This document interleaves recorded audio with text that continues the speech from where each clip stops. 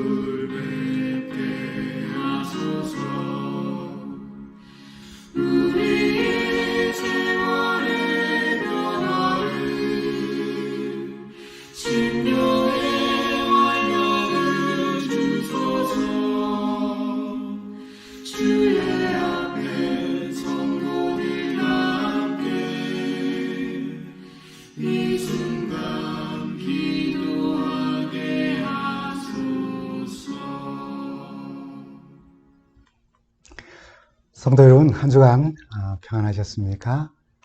오늘 우리가 함께 나눌 말씀은 마가복음 10장 46절에서 52절에 나오는 소경 바디모의 이야기를 통하여 길에서 예수를 따르리라는 그런 제목으로 말씀을 나눕니다. 여러분, 우리가 너무나도 잘 아는 이야기죠. 장님 코끼리 만지기입니다. 각 나라마다 워낙 다양하게 전개되는 이야기이기도 합니다. 6명의 소경이 모두 코끼리를 만지고 경험하면서 서로 자신만의 경험 이야기가 진리며 옳다고 주장하는 그런 이야기입니다. 잘 아시는 것처럼 첫째는 코끼리의 몸을 만지고는 벽과 같다고 이야기하고, 둘째는 코끼리 코를 만지고는 이 뱀과 같다고 이야기하고, 셋째는 코끼리의 상아를 만지고는 창과 같다고 이야기하고, 또 넷째는 코끼리의 다리를 만지고는 기둥과, 큰 나무 기둥 둥치와 같다고 이야기하고, 다섯째는 코끼리의 귀를 만지고는 부채 또는 양탄자와 같다고 그렇게 이야기를 하고, 여섯째는 코끼리의 꼬리를 만지고는 코끼리는 밧줄과 같다 하고 이야기하고 주장한다는 그런 내용입니다. 누구의 말이 맞습니까? 모두 자신의 경험을 토대로 한다면 다 맞습니다. 그러나 6명 모두는 코끼리의 일부만을 경험했을 뿐 전체를 모르면서 자신의 경험이 전부이라고 이야기한다는 것입니다. 이 이야기를 통해 어떤 사람들은 인생에는 그러므로 정답이 없다는 그런 결론을 내리기도 합니다.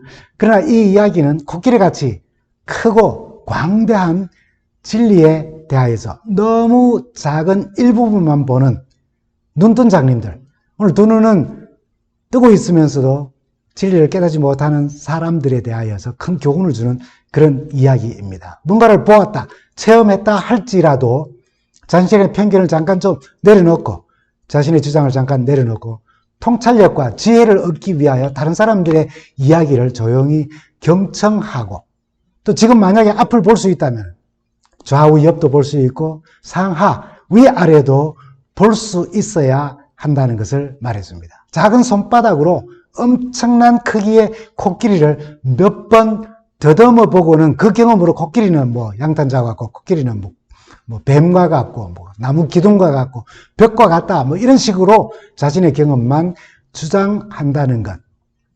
그건 바로 두 눈을 뜨고 있다 할지라도 장님이 수밖에 없다는 것을 우리에게 이야기해 줍니다. 제대로 보아야 제대로 말할 수 있고, 제대로 보아야 제대로 행동할 수 있는 것입니다.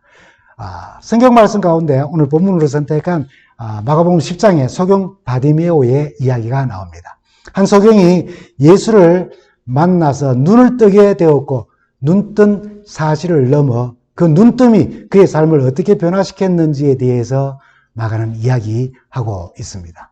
거지 그리고 소경인 바디메오가 길에 앉아 구걸하다가 아마도 군중들이 나사렛 예수가 그들과 함께 있다는 소리를 듣게 됩니다. 분명 나사렛 예수라 들었습니다. 그러나 그는 47절에 있는 말씀을 보면 이렇게 말하죠. 나사렛 예수시란 말을 듣고 소리 질러 이르되 다윗의 자손이여, 다윗의 자손 예수여, 나를 불쌍히 여기소서 하거늘. 유대인들은 구약의 예언을 따라서 메시아가 다윗의 계보를 따라 다윗 왕의 후손으로 온다는 것을 알았습니다. 다윗 왕조를 따라 그가 오심으로 또 그 의미는 사방의 적들을 다 정복하여 다윗 왕국을 재건하는 것으로 그들은 이해하고 그렇게 믿기도 하였습니다. 그래서 로마를 정복하고 메시아 왕국의 건설을 그들은 기대하였던 것이죠. 이 소경이며 거지인 바디메오가 언제부터인지 예수에 관해 들었고 그는 이 예수가 바로 메시아이심을, 구세주이심을 믿었으며 그를 만나기를 소망하고 있었다는 사실을 우리는 한번 추측해 보게 됩니다. 그가 예수를 향하여서 외친 그 부르짖음을 통하여서 말입니다. 그러나 주변 사람들은 그의 소리 지름에 대해서 귀찮은 어떤 소리를 듣고 그에게 떠들지 말라고 핀잔을 줍니다. 48절 상단에 있는 말씀입니다. 많은 사람이 꾸짖어 잠잠하라 하되. 그러나 그런 상황에서도 그는 더 크게 소리를 지릅니다. 그가 더욱 크게 소리 질러 이르되 다윗의 자손이여 나를 불쌍히 여기소서 하는지라 라고요. 여러분 바디모의 이런 반응은 그의 영혼이 절박했다는 것을 말해줍니다. 절박하지 않으면은 이런 반대에도 불구하고 더 크게 소리 지를 수가 없죠. 반대가 있으면 그냥 포기하면 됩니다. 그 절박함에 따라서 말입니다. 간절함이 있었고 절박함이 그를 반대를 무릅쓰고 계속해서 예수께 부르짖는 모습을 우리는 보는 것입니다. 여러분 우리의 일상에서 참 많은 이 방해받는 일들을 믿음이 방해받는 일들을 많이 경험을 합니다. 이런 바디메오와 같은 믿음이 참 쉽지가 않습니다. 바디메오의 상황에서는 사람들이 꾸짖어 잠잠하라고 한 것처럼 우리의 믿음을 방해하고 우리의 믿음을 행사하지 못하게 하는 것, 더 나아가 절망하고 믿음을 포기하게 하는 것들이 얼마나 많이 있습니까? 생각해 보십시오, 여러분. 참 소소한 말에 우리의 믿음은 무너지고 맙니다. 엄청난 충격을 주는 일들에도 우리는 믿음을 지키기도 합니다. 우리 믿음의 도전은 참 많이 있습니다. 어떤 때는 사실과 상관없이 내가 가진 느낌 때문에 내 믿음이 나 스스로에 의하여서 방해를 받기도 합니다. 근데 우리 믿음을 방해하는 것 중 하나가 아이러니하게도 방금 이야기한 것 가운데 바로 내가 가진 나의 믿음의 상태에 의하여서 믿음이 흔들리기도 하고 믿음이 사라지기도 한다는 사실입니다. 주변의 말과 행동과 사건이 내 믿음을 흔들 때 또 내가 믿음을 가지고 바라고 있었지만 그것이 내가 원하는 대로 이루어지지 아니할 때 나 스스로의 믿음의 상태에 의해서 내 믿음 또한 흔들리고 방해를 받는다는 것이죠. 스스로 믿음을 저버립니다. 외부로부터 나의 믿음이 방해를 받으면 나 스스로 그 믿음을 저버리는 것입니다. 열왕기하 5장에 우리가 잘 아는 시리아의 이 아람의 그 문둥병자 나만 장군의 이야기가 나옵니다. 선지자 엘리사가 요단강에서 몸을 7번 씻으라는 그의 말에 그는 이렇게 반응을 하지요. 다메섹강 아바나와 바르발은 이스라엘 모든 강물보다 낫지 아니하냐? 내가 거기서 몸을 씻으면 깨끗하게 되지 아니하랴? 하고 몸을 돌려 분노하여 떠나니라고 하였습니다. 아주 막 자기 분을 참지 못하여라고 그렇게 다른 번역에는 또 표현하기도 하였습니다. 분명 자기 집에 포로로 잡혀온 이스라엘의 어린 소녀의 말을 들었을 때 그는 분명 믿음을 가지고 엘리사를 만났습니다. 그런데 그가 바라는 대로 엘리사가 그를 막 맨발로 맞으러 뛰어나오며 머리를 조아리고 뭐 안수도 하면서 대단한 이적을 행하는 제스처를 취하며 특별한 방법으로 낫게 해줄 것을 생각했지만 그렇지 않았어요. 얼굴도 내밀지 않고 자기 나라 강들에 비하여서 그보다 형편없는, 그보다 못한 요단강에 7번 씻으라는 그의 말에 그의 믿음은 다 사라져버리고 만 것입니다. 신하들의 말주로 다행히 선지자의 명을 따라서 요단강에서 7번 몸을 씻어 나음을 얻었습니다.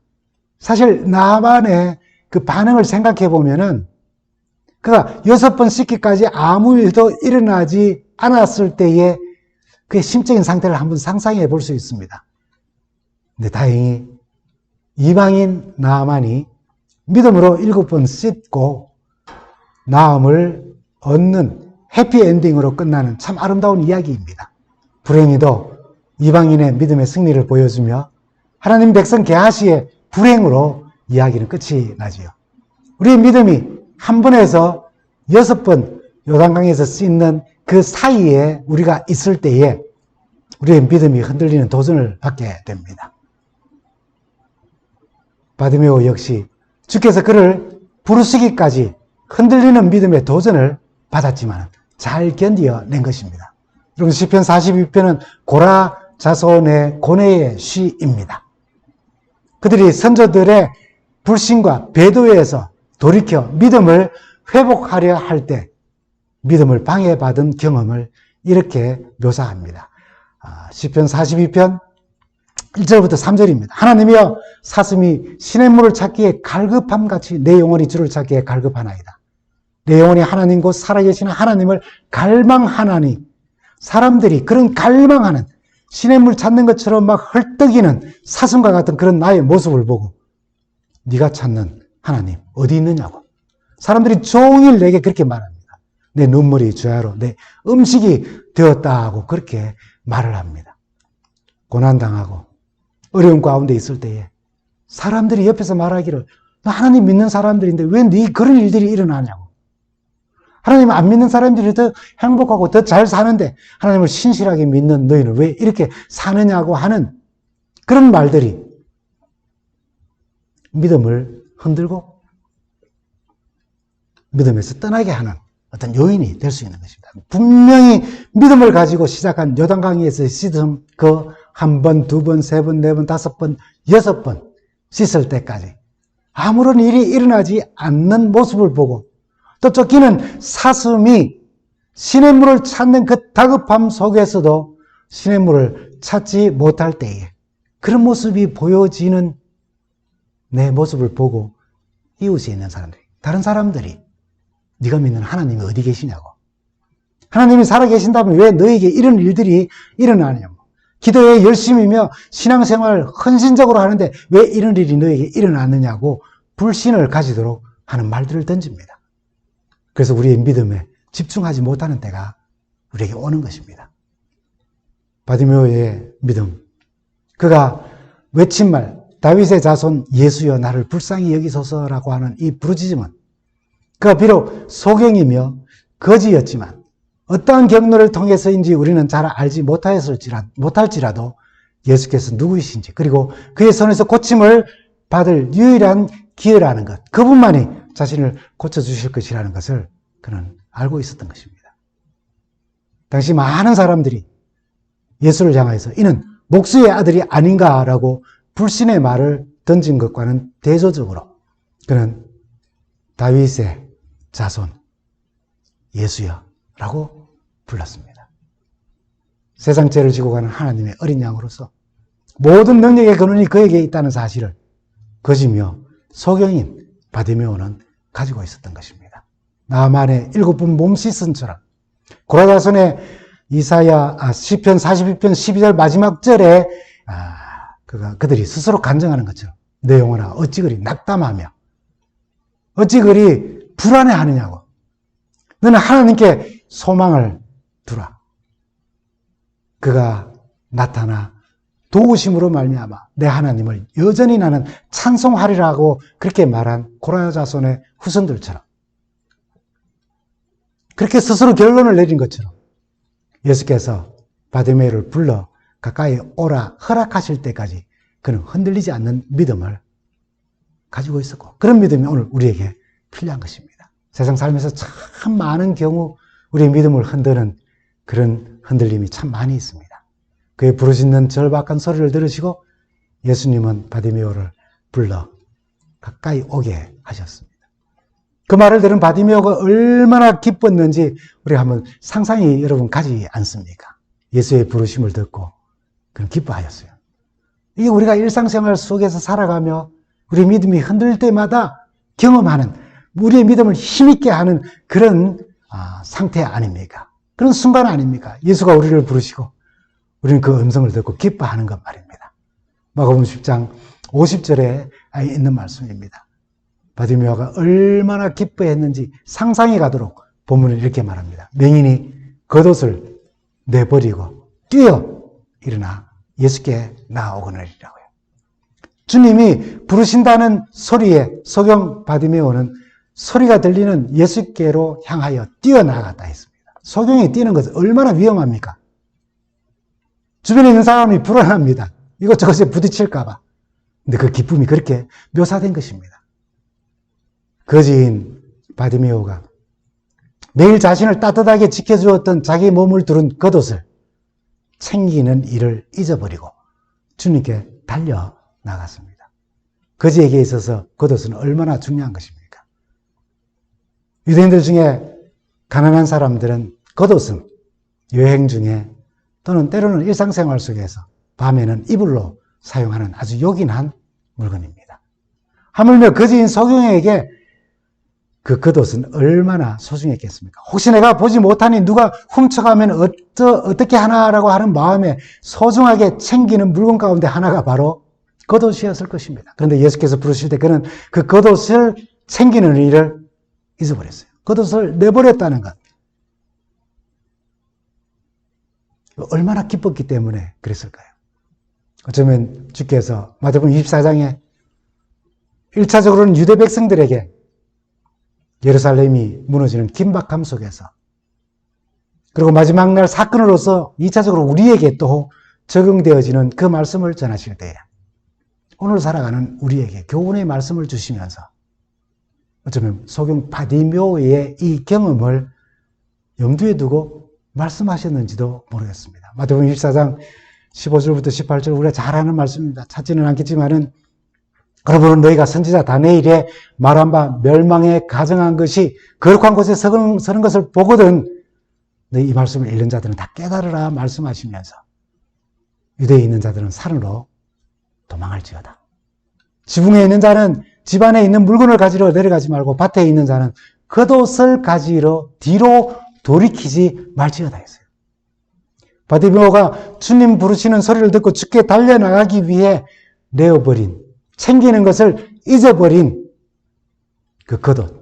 멸망에 가정한 것이 거룩한 곳에 선 것을 보았을 때에 예루살렘의 멸망이 다가오는 그 긴박한 순간에 유대인들에게 겉옷을 가지러 돌이키지 말라고, 뒤돌아서지 말라고 하신 그 상황에 표현된 겉옷은 말 그대로 그냥 겉옷입니다.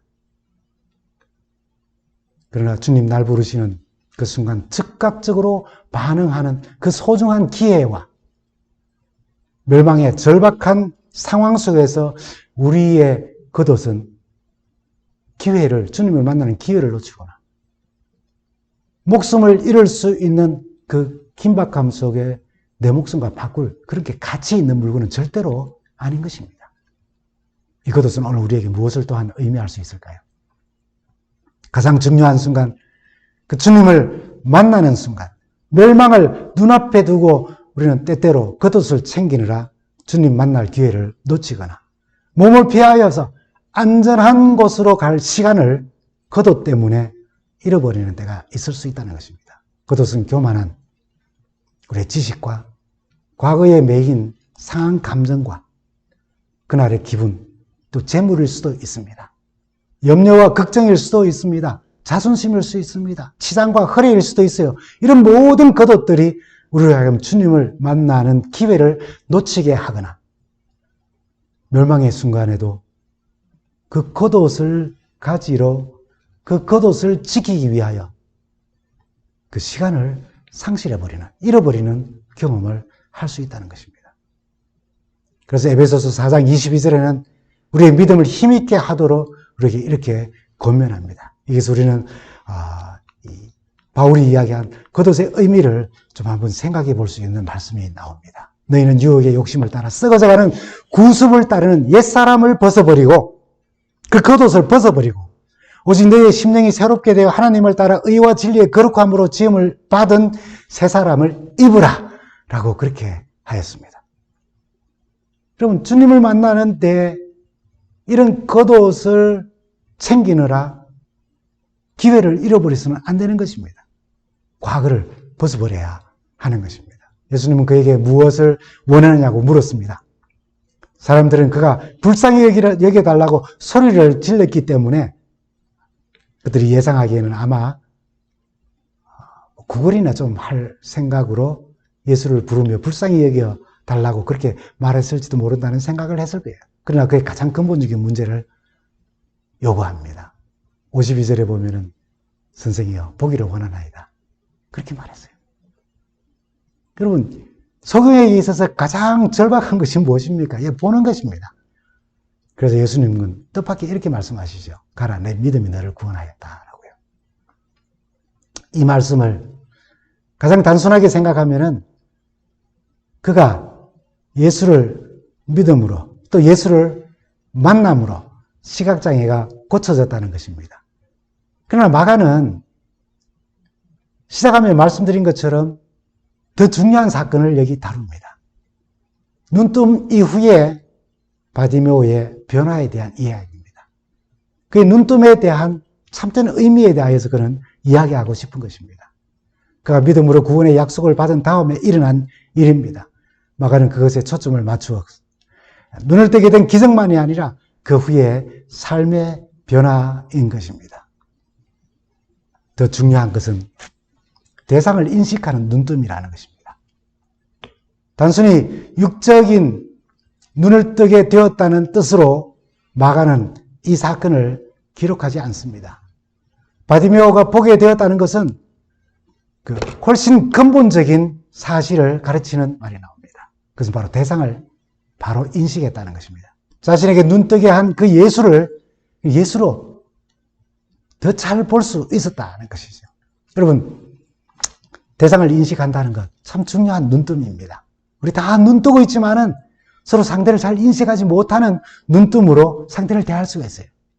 고등학교 시절 수학여행 기억이 있으시죠? 담임선생님은 우리가 일찍 자고 일찍 일어나서 다음날 일정을 피곤하지 않게 즐겁게 맞기를 원합니다. 더구나 저희 학교는 남녀 공학이어서 남학생, 여학생이 한 방에 어울려 밤새 노는 것을 선생님들은 허락할 수가 없었죠. 그러나 우리 남학생들은 언제 여학생들과 함께 밤새 놀 기회가 있겠냐며 밤새미를 할 계획을 하고 놀기 시작했습니다. 들키지 않게 아주 조용히 놀았지만은 웃음소리는 새어나갔고 또 기척은 선생님 귀에까지 들리게 되었습니다. 한참 재미있는데 갑자기 문이 벌컥 열린 순간 놀란 우리 모두는 펴놓은 이불 속으로 다 몸을 숨기고 자는 척 하였습니다. 그러나 이불 속으로 들어갈 수 없는 여학생들은 그냥 거의 고개를 쑥 숙이고 앉아 있었습니다. 선생님 몇 마디 훈시를 이불 속에서 듣고 다시 문을 쾅 닫는 소리가 들렸습니다. 조금 있다가 이불 속에 한 친구가 이렇게 말했습니다. 갔나? 누군가 이불 밖에 누가 있을 것이라는 생각에서 갔나? 라고 그렇게 물었습니다. 침묵이 흘렀습니다. 앉아서 담임 선생님을 대면하고 있던 여학생 하나가 이렇게 말합니다. 아니, 여기 계셔. 선생님, 우리가 다 이불 속에서 스스로 기어 나오기를 기다리면서 열린 문만 쾅 닫아 자신이 밖으로 나간 것처럼 그렇게 연출을 한 것입니다. 깜깜하고 답답한 이불 속에서 그렇게 했다고 해서 담임 선생님을 모르는 바도 아닌 남학생 중 하나는 담임 선생님에 대하여 갔나? 라고 발만투로 말했지만 밝은 전등빛 아래 담임 선생님을 대면하고 있는 그 여학생은 아니 여기 계셔 라고 존댓말을 사용하였습니다. 대상을 인식하는 눈뜸이 참으로 중요한 것입니다. 그 대상이 우리 재미있는 놀이를 방해하는 사람으로 여기면은 그렇게 인식을 하면은 갔나? 라고 물어볼 수밖에 없지만은 담임 선생님으로 인식하고 그리고 그분의 행동을 이야기할 때에는 아니 여기 계셔 라고 하는 그런 존댓말로 대상의 인식의 차이는 다르게 나타나는 것입니다. 본다는 것은 대상을 제대로 인식한다는 뜻입니다. 갓난아기가 자라며 눈을 뜨고 자기를 낳아준 엄마의 얼굴을 보며 계속해서 그를 먹이고 재우고 입히는 그 엄마의 얼굴을 이제는 인식하기 시작할 때 엄마가 앞에서 까꿍하면은 방긋방긋 웃습니다. 그것은 바로 대상을 인식한 눈뜸이기 때문에 그렇습니다. 낯선 사람이 아무리 깍꿍을 하여도 울음을 터뜨리는 것도 그 대상이 엄마가 아니라는 것을 인식한 것입니다. 그리스도인들에게 필요한 눈뜸, 그것은 영혼의 열림입니다. 진정한 눈뜸인 것입니다. 바디메오가 눈이 열려 사물을 보는 것에 만족하면서 예수를 보지 못했다면 이 다음 일은 또 한 가지 일은 그에게 일어나지 않았을 것입니다. 그 다음 일이란 무엇입니까? 더 중요한 일 두 번째는 대상을 따르는 눈뜸이라는 것입니다. 제대로 된 눈뜸, 그것은 바로 예수를 발견하면, 그래서 예수를 다시 새롭게 인식하고 보게 된다면 그 대상 예수를 따르는 삶이 된다는 것입니다. 기독교 신앙은 믿으면 구원받는다는 것으로 끝나지 않다는 것을 바디메오는 우리에게 교훈해주고 있는 것입니다. 눈이 열려서 주님을 제대로 볼 수 있고, 그렇게 눈이 열려 주님을 제대로 보면은 예수님을 따르는 일이 일어난다는 것입니다. 대상을 인식하는 눈뜸이 있을 때에 바디메오에게 일어난 그 또 다른 사건은 그가 예수님을 그 자리에서 따랐다는 사실입니다. 예수님은 분명 바디메오에게 가라! 네 믿음이 너를 구원하였다라고 가라라고 이야기했지만 바디메오는 예수를 따랐다라고 성경은 이야기합니다. 여러분, 예수를 따랐다는 것이 실제 우리의 삶에서 어떤 뜻인지 한번 생각해 보십시오. 예수님과 같은 방향으로 우리가 삶의 방향을 정하는 것입니다. 예수님의 관심이 나의 관심이 되어지는 것입니다. 예수님이 좋아하는 것을 내가 함께 좋아하고 예수님이 싫어하는 것을 내가 함께 싫어하는 것입니다. 주님의 관심이 영혼의 구원이라면 나 또한 영혼 구원에 관심을 가지는 것입니다. 그래서 따뜻한 마음과 뜻을 다하여 정성을 다하여서 하나님을 사랑할 뿐 아니라 내 이웃을 내 형제처럼 내 가족처럼 사랑하는 것입니다. 하나님의 뜻에 순종하며 원수도 사랑하기 위하여 성령의 충만함을 구하며 끊임없이 무릎을 꿇는 삶인 것입니다. 오늘 제목으로 정하는 52절은 바디메오의 따름을 아주 특색 있게 그렇게 묘사합니다. 그가 곧 보게 되어 예수를 길에서 따르니라 라고요. 길에서 따르지 뭐 딴 데 어디서 따릅니까? 길 아닌 곳에서 따릅니까? 그가 길에서 구걸하던 그 자리에서 예수를 만난 바로 그곳에서 그 시간, 그 장소, 바로 그곳에서 주님을 따랐다는 것입니다. 어떻게 생각해 보면은 자기의 장애가 고침을 받았다는 사실이 너무나도 놀랍고 기쁘고 좋은 일이어서 그것을 먼저 가족과 친지들에게 전하고 싶었을 것입니다. 친구들에게 전하고 싶었겠죠. 자신에게 선대를 했던 사람들을 찾아가 고마웠다고 말하고 싶겠죠. 자신들에게 아주 악담을 하고 이상한 말을 하는 사람들에게서 찾아가서 나 이제 눈뜻하고 보여주고 싶지 않았겠습니까? 예수를 따르려면 어떤 준비가 필요한지도 집에서 좀 곰곰이 연구하고 생각하면서 그런 시간을 가지고 싶었을지도 모릅니다. 그런데 바디메오는 상식적으로 중요하다고 생각되어지는 모든 일들을 다 제쳐놓고 길에서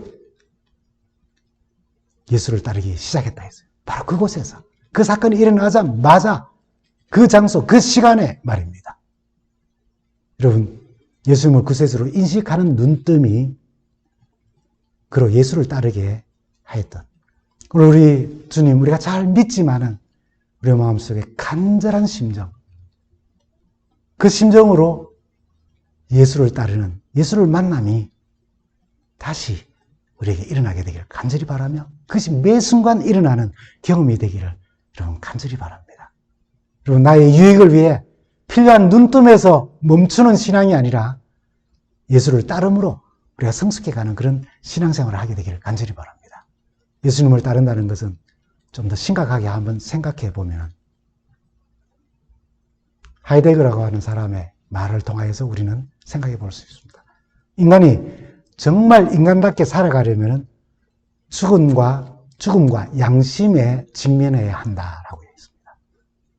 죽음 앞에서 사람은 불안을 느낍니다. 그러나 그 불안이 사람을 자신의 본래적 실존으로 돌아갈 수 있도록 도와줍니다. 죽음 앞에 가장 중요한 것이 무엇인지를 알게 되고 행동하게 하는 것입니다. 죽음 앞에서 비록 비로소 사람들은 본질적인 것과 비본질적인 것을, 중요한 것과 중요치 않는 것을 알게 되고 거기에 대해서 말하게 되며 그것에 따라서 행동하게 된다는 것입니다. 여러분, 지금 여러분들의 최대 관심이 무엇입니까? 지금 아주 절박하게 요구하고 원하는 것이 무엇입니까? 그러나 여러분, 생각해 보십시오. 내일 여러분들이 죽는다면 그 모든 걱정, 근심, 관심들이 무슨 의미가 있겠습니까? 아무리 급한 일이라고 생각해도 나의 죽음 앞에서는 중요치 않을 수 있다는 것입니다. 목사로 살아가는 제 최대 관심사는 아마 교회라고 할 수 있을 거예요. 근데 죽음 앞에서 그게 무슨 상관이 있습니까? 죽음의 공포나 절망으로부터 겁주려고 하는 것이 아닙니다. 목사든 누구든 그리스도의 삶의 가장 중요한 것은 생명 있는 동안 전적으로 우리가 집중해야 할 예수 따름의 삶이라는 것을 저는 강조하는 것입니다. 예수님과 같은 방향으로 나아가는 거예요. 예수님이 좋아하시는 것을 함께 좋아하고 싫어하는 것을 함께 싫어하면서 예수님의 관심이 나의 관심이 되는 삶을 우리가 지금 여기서 새롭게 시작하는 것입니다. 지금도 우리에게 참 좋으신 우리 하나님,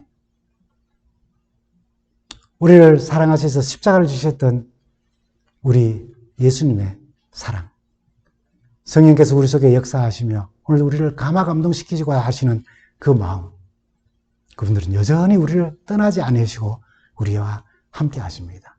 이제 우리의 삶을 한번 돌아보십시다. 참 좋으신 우리의 삼위 하나님이 우리와 함께 하시는 그 삶 속에 나의 삶은 어떠한지를 한번 돌아봅시다. 우리가 아직은 온전하지 못하고, 그러나 문제가 있다 할지라도, 그러나 조금씩 그러면서 그 시작은 지금 오늘 당장 여기서 시작되어야 합니다. 그렇게 주님을 따르며 주님과 동행하면서 곧 다시 오시는 우리 주님을 뵙는 우리 모두가 되기를 간절히 바랍니다.